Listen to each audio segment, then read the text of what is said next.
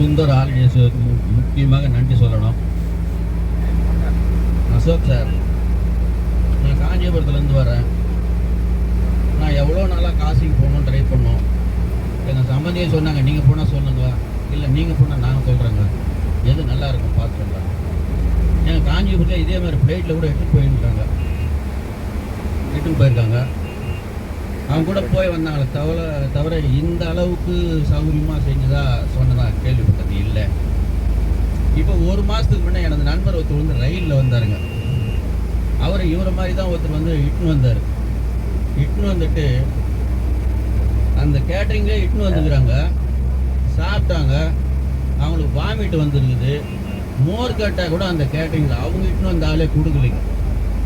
தண்ணி கேட்டால் ஒரு புட்டி தான் கொடுப்போம், ஒரு புட்டி நீங்கள் வேணும்னா வெளியே வாங்கிக்கோன்னு சொல்லியிருக்காங்கண்ணா. எங்கே இட்டு போனாலும் இட்டுமை விட்டுட்டு எப்படின்னா போங்கன்னாங்க. ரெண்டாவது அதை விட ஒன்று முக்கியமாக என்ன சொன்னாருன்னாக்கா, அந்த அயோத்தி ராமர் கோயில் நடக்க வச்சாங்க பாரு, எங்களை 4 கிலோமீட்டர் நடக்க வச்சுட்டாங்க சார் அப்படின்னாங்க. நமக்கெல்லாம் அந்த சௌகரியில் கோயில் வாசிப்பிண்டுவே இட்டுமை விட்டார்.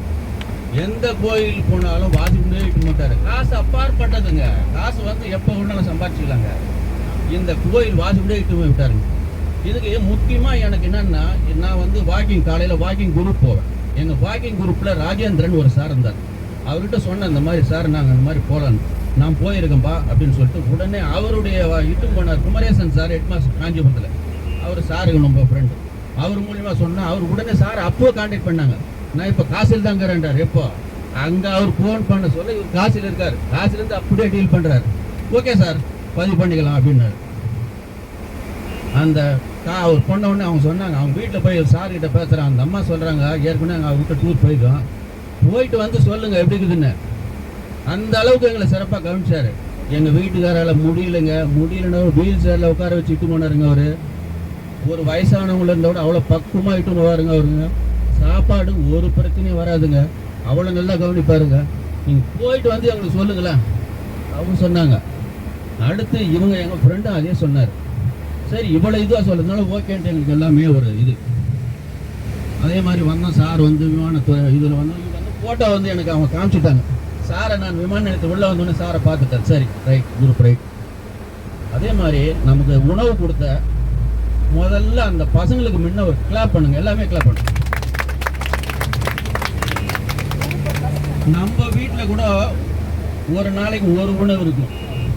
காலையில் 2 வெரைட்டிஸ் உணவு, ஸ்வீட்டு மாறி மத்தியானம் ஒரு உணவு மாற்றம், ராவிக்கு ஒரு மாற்றம். நம்ம வீட்டில் பொதுவாகவே இட்லி, நைட்டில் இட்லி தாங்க, சப்பாத்தி தாங்க மேடம், சப்பாத்தி தாங்க அப்படின்னாங்க. ஆனால் இந்த டூரில் வந்து ஒவ்வொரு வேலையும் ஒவ்வொரு மாற்றமும் உண்டு. ரெண்டாவது காலையில் 5 ஐயா சொன்ன மாதிரி காலையில் 5 மணிக்கே டீங்க. நம்ம வீட்டில் ஏந்து பண்ணோட 7 மணிக்கு தாங்க நம்ம வீட்டில் காப்பி கிடைக்கும். 5 மணிக்கே டீங்க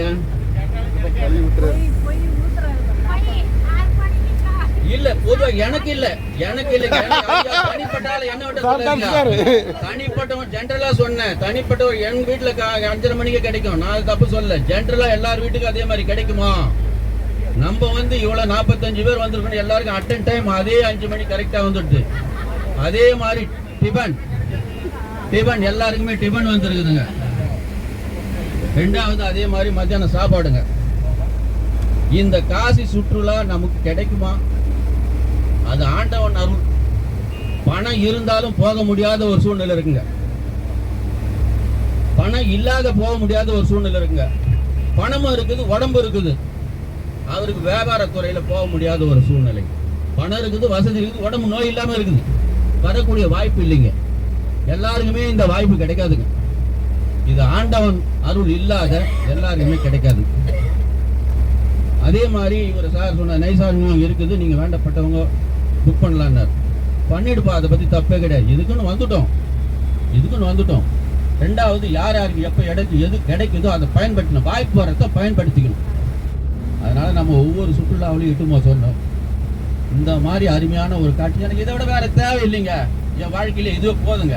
இந்த அளவுக்கு திருப்தியா எனக்கு ரொம்ப மன நிறைவோட சொல்றேங்க. இந்த அளவுக்கு நான் எல்லா கோயிலும் பார்த்தது. அது வேற யாருன்னா இட்டு சொன்னாங்களே, ஏற்கனவே ரயில் இட்டு போனார், விமானத்தில் கூட எங்கள் பகுதியில் இட்டு போகிற ஆள் இருந்தாங்க. இதை விட எங்க தெருவிலே ரயில்வே டிபார்ட்மெண்ட்ல ஒருத்தர் இருக்காருங்க. அவர் வருஷத்துல வயிற்றுக்கு எந்த ட்ரபிள், அதாவது எனக்கு வயிற்று வலிக்குது வாமிட்டு வருதுன்ற பிரச்சனை கிடையாது. மெயின் ஜீரணம் ஆகலன்றது ஒரு பிரச்சனையும் கிடையாது. ரெண்டாவது இது சாப்பிட்டங்க அதனால எனக்கு ஜீரணம் ஆகலைங்க, அந்த பிரச்சனையும் கிடையாது.